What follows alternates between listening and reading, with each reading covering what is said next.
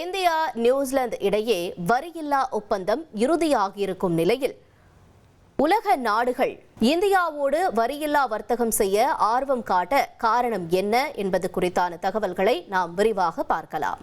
அமெரிக்க அதிபர் டிரம்ப் இந்திய இறக்குமதி பொருட்களுக்கு 50% வரியை விதித்த பிறகு பிரிட்டன், ஓமனை தொடர்ந்து நியூசிலாந்துடன் வரியில்லா ஒப்பந்தத்தை இந்தியா இறுதி செய்திருக்கிறது.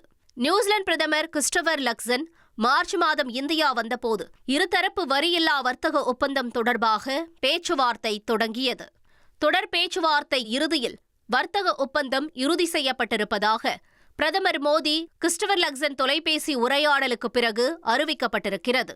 2024-2025 நிதியாண்டில் இந்தியா நியூசிலாந்திற்கு 6,360 கோடி ரூபாய்க்கும் அதிகமான பொருட்களை ஏற்றுமதி செய்திருக்கிறது. நியூசிலாந்திலிருந்து 5,250 கோடி ரூபாய்க்கும் அதிகமாக இறக்குமதி செய்யப்பட்டிருக்கிறது. இருதரப்பு வரியில்லா வர்த்தக ஒப்பந்தத்தால் வரும் 5 ஆண்டுகளில் இருதரப்பு வர்த்தகம் இரட்டிப்பாகும். இந்தியாவில் நியூசிலாந்திலிருந்து 1,79,000 கோடி ரூபாய்க்கு மேல் முதலீடு கிடைக்கும் என்று பிரதமர் மோடி அலுவலகம் தெரிவித்துள்ளது. நியூசிலாந்து பிரதமர் கிறிஸ்டோபர் லக்சன் வெளியிட்டிருக்கும் செய்தியில், ஒப்பந்தத்தால் இந்தியாவுக்கு நியூசிலாந்து ஏற்றுமதி செய்யும் 95% பொருட்களுக்கு வரி நீக்கம் அல்லது வரி குறைப்பு செய்யப்படும். இந்தியாவுக்கான நியூசிலாந்து ஏற்றுமதி அதிகரிக்கும். நியூசிலாந்தில் வேலைவாய்ப்பு, விவசாய உற்பத்தி பெருகும், வர்த்தகம் அதிகரிக்கும் என்று குறிப்பிட்டுள்ளார். நியூசிலாந்து இந்தியாவிலிருந்து இறக்குமதி செய்யும் அனைத்து பொருட்களுக்கும் 100% வரியை நீக்குகிறது.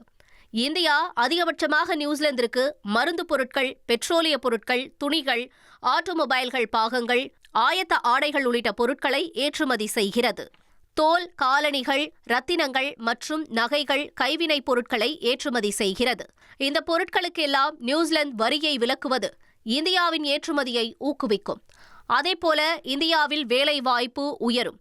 இந்தியாவிற்கு அந்நிய செலவாணி வருவது அதிகரிக்கும். இந்தியா நியூசிலாந்திலிருந்து அதிகபட்சமாக பழங்கள், இரும்பு, கம்பி, மரங்கள், மரப்பொருட்கள், நிலக்கரி, கம்பளிக்கான மூலப்பொருட்கள் மற்றும் பால் பொருட்களை வாங்குகிறது. இவற்றுக்கான வரிகள் ரத்து செய்யப்படும் போது இந்திய நுகர்வோருக்கு விலை குறையும்.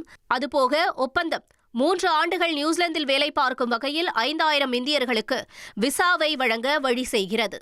145 கோடிக்கும் அதிகமான மக்கள் தொகையை கொண்ட இந்தியாவை நுகர்வோர் சந்தையாக உலக நாடுகள் பார்ப்பதால் இந்தியாவோடு வரியில்லா வர்த்தகம் செய்ய ஆர்வம் காட்டுகின்றன. மறுபுறம் உலகின் உற்பத்தி மையமாக்க வரியில்லா வர்த்தகம் வாயிலாக உலக அளவில் வர்த்தகத்தை விரிவாக்கம் செய்ய இந்தியா முயற்சி செய்து வருகிறது. உங்கள் தந்திவன் தொலைக்காட்சியில் கர்ணன் தினமும் இரவு 7 மணிக்கு காண தவறாதீர்கள்.